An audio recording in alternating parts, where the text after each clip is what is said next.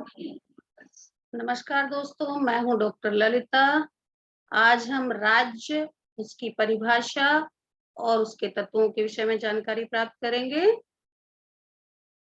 राज्य स्टेट शब्द का हिंदी रूपांतरण है। प्राचीन समय में यूनान के दार्शनिक राज्य के लिए पोलिश और प्राचीन रोमन दार्शनिक सिविटास शब्द का प्रयोग करते थे। इन दोनों ही शब्दों का अर्थ उस समय के नगर राज्यों से लिया जाता है। ट्यूटन जाति राज्य के लिए स्टेटस शब्द का प्रयोग करती थी। इसी स्टेटस शब्द से स्टेट शब्द बना है।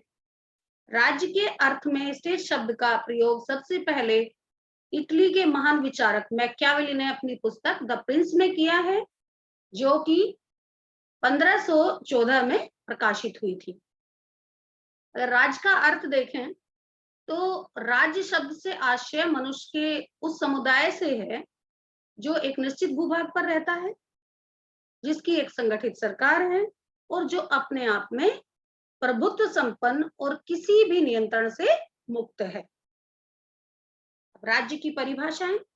मैकियावेली ने सबसे पहले अपनी पुस्तक द प्रिंस में स्टेट शब्द का प्रयोग आज के राज्य के संदर्भ में किया है, जिसमें उन्होंने लिखा है कि समस्त शक्तियां जिनका अधिकार जनता पर होता है, चाहे वो राजतंत्र हो या प्रजातंत्र, राज्य की संज्ञा पाते हैं।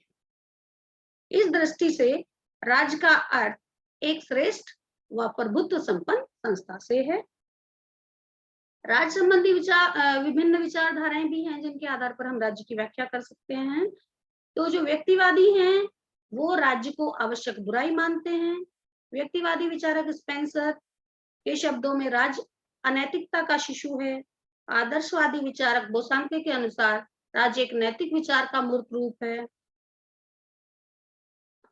आदर्शवादी विचारक प्लेटो और अरस्तु ने भी राज्य को एक नैतिक संस्था माना है, परंतु समाजवादी विचारक कार्ल मार्क्स ने राज्य को पूंजीपतियों के हाथों में मजदूरों का शोषण करने वाला यंत्र माना है।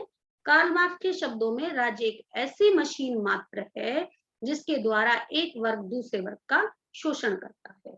इसी तरह से अराजकतावादी भी राज्य को एक अनावश्यक बुराई मानते हैं। राज्य के निर्माण तत्वों के आधार पर उसकी परिभाषाएं दे सकते हैं। ब्रिगेश के अनुसार राज्य मानव जाति का निश्चित भाग है जो राजनीतिक इकाई के रूप में देखा जाता है। विल्सन के अनुसार राज्य एक निश्चित भूभाग में कानून के पालन के लिए संगठित जन समुदाय है। बलंशली के शब्दों में एक निश्चित प्रदेश के राजनीतिक दृष्टि से संगठित लोग राज्य हैं। प्रोफेसर लास्की कहते हैं कि राज्य एक प्रादेशिक समाज है जो सरकार और प्रजा में विभाजित होता है और अपने निश्चित भौगोलिक क्षेत्र में अन्य सभी समुदायों से सर्वोच्च सत्ता रखता है। मैकाइवर की परिभाषा है, जिसे हम मैकाइवर को हम बहुलवादी भी कहते हैं। राज्य एक संघ है जो कानून की सहायता से ऐसे समाज में पूर्ण बाहरी व्यवस्था बनाए रखता है जिसके निवासी एक निश्चित भूखंड पर बसे हुए हों, जिसके कानून को ऐसी सरकार ने लागू कर रखा हो जिसके पास उस कानून को बलपूर्वक मनवाने की शक्ति हो। अब इतनी सारी परिभाषाएं हैं, इनमें से हम कुछ परिभाषाओं को सर्वोत्तम परिभाषा कहते हैं। सर्वोत्तम परिभाषाओं में फिल्मोर की और गिलक्राइस्ट तथा प्रोफेसर गार्नर की राज्य संबंधी परिभाषाएं आती हैं।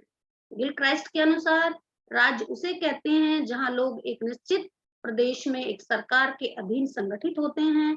यह सरकार आंतरिक मामलों में अपनी जनता की प्रभुसत्ता को प्रकट करती है और बाह्य मामलों में अन्य सरकारों से स्वतंत्र होती है।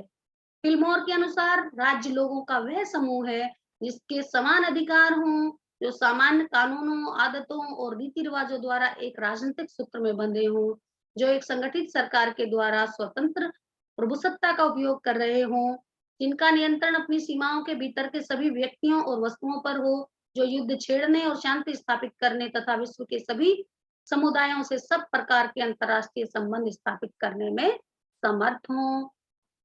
गार्नर की परिभाषा को सर्वश्रेष्ठ परिभाषा माना जाता है। उनके अनुसार राजनीति शास्त्र और सार्वजनिक कानून के विचार से राज्य ऐसे लोगों का समुदाय है जो साधारणतः बड़ी संख्या में हो, जिनका एक निश्चित भूभाग पर स्थायी निवास हो, जो बाहरी नियंत्रण से लगभग या पूर्ण रूप से स्वतंत्र हो और जिसकी एक संगठित सरकार हो, जिसकी आज्ञा का पालन अधिकांश जनता स्वभावतः करती हो।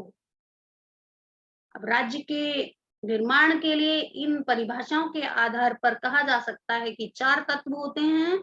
वो हैं नंबर 1 जनसंख्या, नंबर 2 निश्चित भूभाग, नंबर 3 उसकी सरकार और नंबर 4 संप्रभुता। यानी एक राज्य को पूर्ण रूप से स्थापित होने के लिए, उसका निर्माण होने के लिए 4 तत्व होने जरूरी हैं। उसकी एक जनसंख्या हो, वो जनसंख्या बहुत सारे लोग होने चाहिए और वो एक निश्चित भूभाग पर स्थायी रूप से निवास करते हों।